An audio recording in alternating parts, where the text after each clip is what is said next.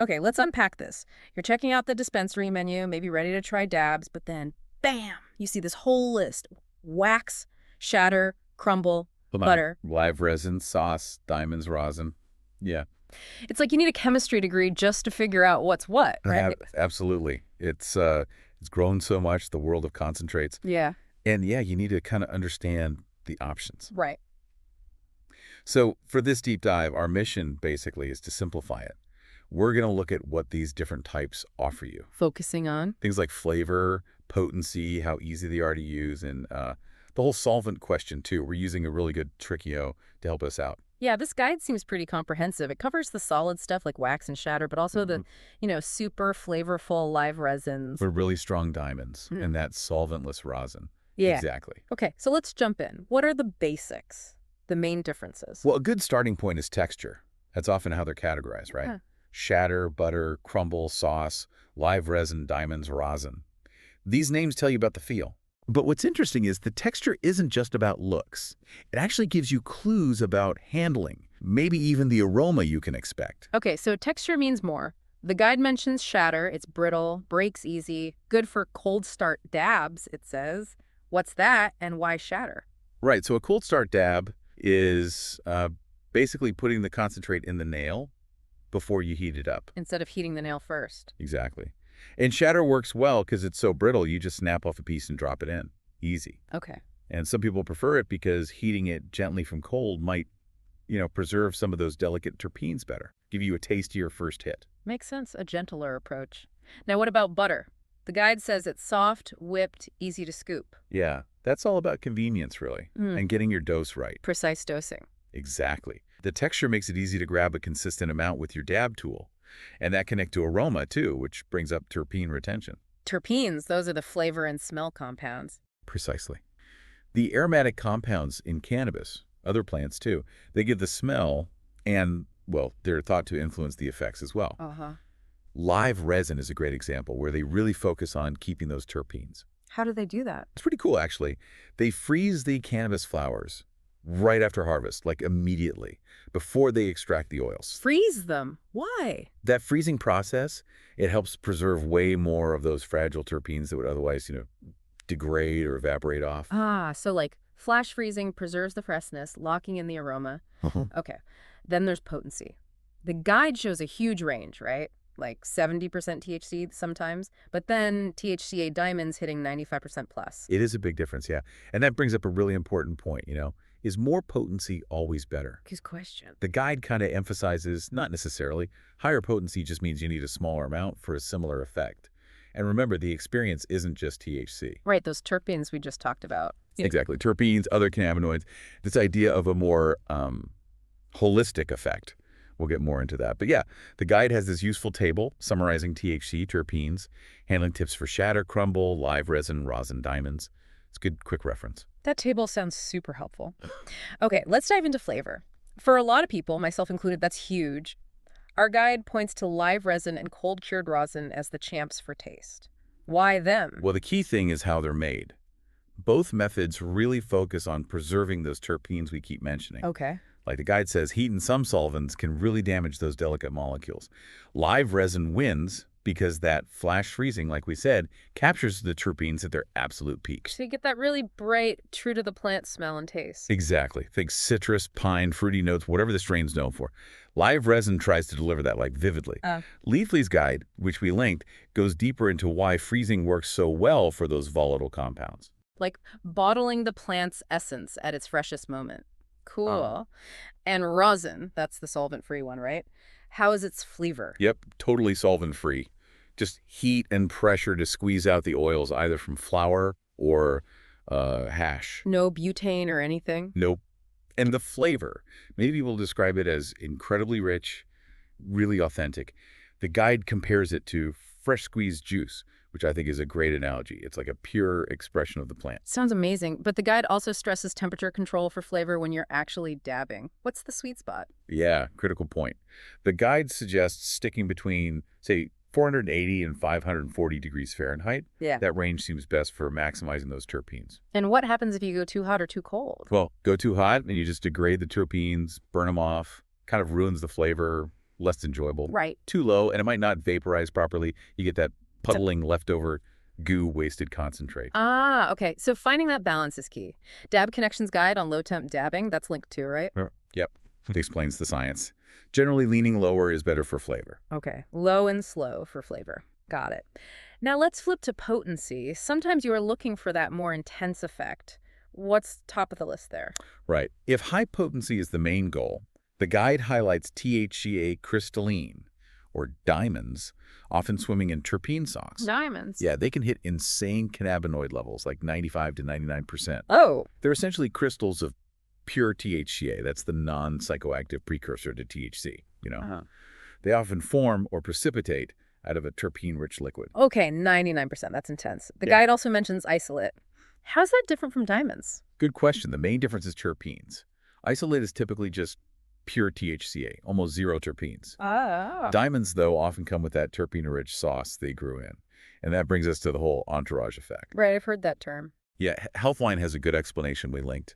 It's the idea that all the compounds in cannabinoids, terpenes, work together synergistically, creating a more complex, maybe better effect than just THC alone. So it's the whole team working together. Exactly. And the guides suggest combining those high THC diamonds with some of that terp sauce for a more balanced, kind of nuanced high. Makes sense. It's not just about the big number. But the guide also warns about safety with these super potent ones, right? Oh, absolutely. It's crucial. Concentrates this strong can shoot your tolerance up fast. You got to approach them carefully. Especially for beginners. Definitely. Yeah. The guide strongly advises starting with much milder options if you're new.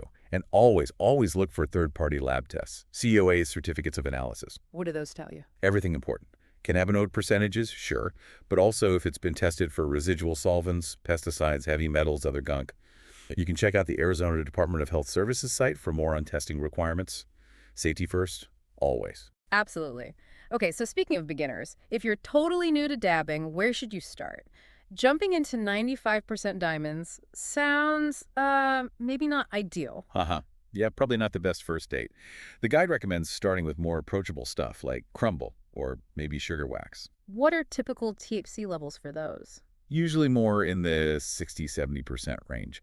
Still strong, but less overwhelming. And why crumble specifically? Well, its texture is pretty user-friendly. It's kind of dry, breaks apart easily. So it's simpler to handle with a dab tool, not super sticky or messy like some others can be. Sugar wax is often pretty stable too. Easier to manage, more forgiving potency. Makes sense. What about gear for beginners? Does the guide suggest anything specific? Yeah, it suggests pairing those milder waxes with maybe a small quartz banger that's a common type of dab nail, or even a portable e-rig. E-rigs, electronic ones. Exactly. They have a big advantage for beginners because many have preset temperatures. Takes the guesswork out. Totally. Reduces the risk of going too hot, messing up the flavor, or worse. Pot Guide's beginner checklist, also in the resources, has more tips on getting started. Really helpful. Yeah. Okay, so you've picked your concentrate, now you got to dab it.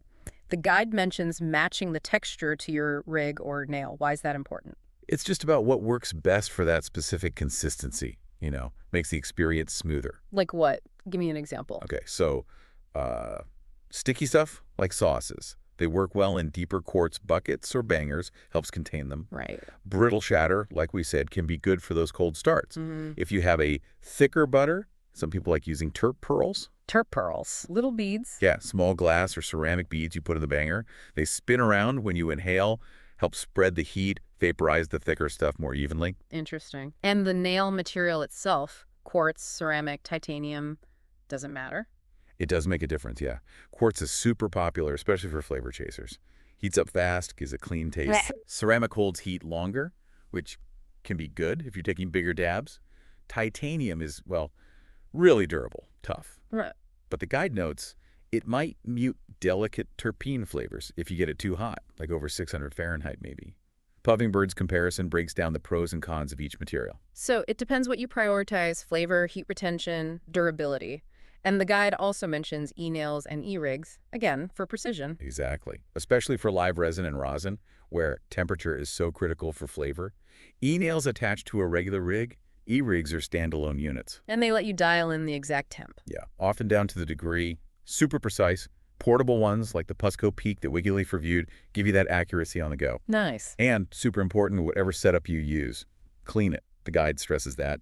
Different textures leave different residues. Keep it clean for the best taste and function. Good practice for sure. Okay, let's tackle a big one. Solvent-free versus solvent-based.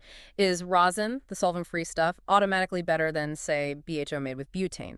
Ah, the big debate. The guide frames it really well. It depends on your priorities. What matters most to you? Okay, explain. If your absolute top concern is purity, avoiding any chance of residual hydrocarbons, then yeah, solvent-free rosin is the obvious pick. If there's a catch. Usually, yeah. The extraction process for rosin just yields less product compared to solvent methods, so it often costs more. Okay, so rosin pure, but potentially pricier. What about the solvent ones like BHO, butane hash oil? Are they safe?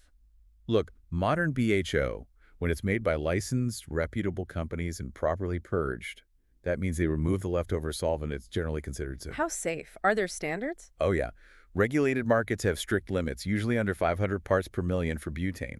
And the guide mentions lab reports, like from Canalysis, showing good producers get way, way below that limit. So the key is buying tested products from legal sources. Absolutely. Check for those COAs, those lab results. That's your assurance. BHO, by the way, just stands for butane hash oil. Right, got it. So, assuming it's properly made and tested, how does BHO compare to rosin on flavor? This is where it gets interesting. Rosin gets praised for that full-spectrum, totally natural flavor. But high-quality live resin, which uses solvents, can be just as flavorful, sometimes even more vibrant to some people because of how well it preserves those terpenes with the freezing process. So it's not always a clear win for rosin on taste. Not necessarily. The guide even suggests that if you dab both at the right low temp, maybe around 500 degrees Erica, the flavor difference might be pretty minimal for a lot of folks. Interesting. So temperature matters more than solvent versus solvent-free sometimes. What about cost again? You mentioned yield differences. Right. Rosin yield might be, say, 15–25% of the starting plant weight. BHO can be 25–30%, sometimes higher. So you just get more product from the same amount of plant with BHO. Generally, yeah. And that lower yield for rosin usually means a higher price tag at the dispensary. So if you're on a budget, a well-made BHO wax or shatter can be a really good, more affordable option. Okay. The Royal Queen Seeds article talks more about BHO production. Okay, wow. We've covered a ton of ground here. So let's try to wrap this up. What's the main takeaway? When you're standing there looking at all these options, what's the key thing to remember? I think the most important thing is it's personal. Choosing the right dab is about matching your priorities, what you care about most, with what each concentrate offers. So figure out what you want first. Exactly. Are you all about flavor? Maybe look at live resin or cold-cured rosin, chasing maximum potency, maybe THCA diamonds, but carefully. Right. Start slow. New to the whole thing. Maybe start with crumble or sugar wax for ease of use and lower potency. Worried about solvents? Rosin's your answer. It's about aligning those things. And no matter what you choose, there are a couple of best practices the guide really hammered home. Definitely. Keep those dabbing temperatures low. Crucial for terpenes, flavor, the whole experience. Low temps. Got it. And maybe even more important, always buy lab-tested products from legitimate sources. Know what you're consuming. Safety and quality have to come first. Couldn't agree more. So, as you, the listener, continue exploring this pretty amazing world of dabs, maybe take a moment. Think about what part of the cannabis experience really matters most to you. Is it the taste, the intensity, knowing it's solvent-free? Hopefully this deep dive gave you a better map to navigate it all, because finding the best dab, well, it really sounds like it's a personal journey, doesn't it?